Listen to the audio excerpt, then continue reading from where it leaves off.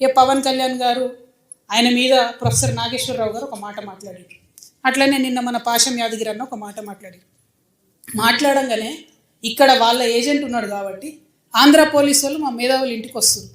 ఇట్లా చేస్తే మాత్రం ఊరుకోం, క్వశ్చనే లేదు. మాకు అన్ని రైట్స్ ఉన్నాయి, మేము అనుకున్నది మేము ఖచ్చితంగా చెప్తాం.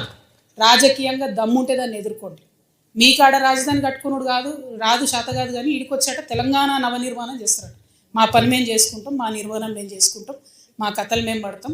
రాష్ట్రం విడిపోయింది, ప్రజలు విడిపోలే. మీరు ప్రజల మధ్యలో చిచ్చు పెట్టకండి. చిచ్చు పెడితే మాట్లాడేటోళ్ళు లేరు, ఊరుకుంటోళ్ళు లేరు అనుకుంటారేమో. ఇగో ఈ జెండా రాకముందు లెక్క వేరే, ఇప్పుడు లెక్క వేరే. టీఆర్ఎస్ 2.0 ఇక్కడ, టీఆర్ఎస్ 2.0 ఇక్కడ పెట్టుకుంటే మాత్రం మంచిగా ఉండదు. ఇదివరకు ఒకసారి పెట్టుకున్నారు, రాష్ట్రం వచ్చింది.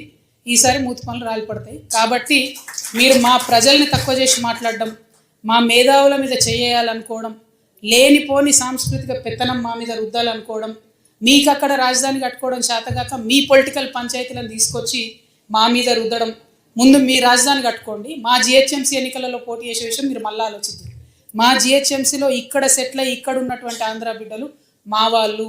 గత 12 ఏళ్ళుగా వాళ్ళని మేము కడుపులో పెట్టుకొని కాపాడుకున్నాం. ఇంకా ఎన్ని ఏళ్ళైనా అట్లనే కాపాడుకుంటాం. తెలంగాణ వాళ్ళం ఎవరిని ఇబ్బంది పెట్టేటోళ్ళం కాదు.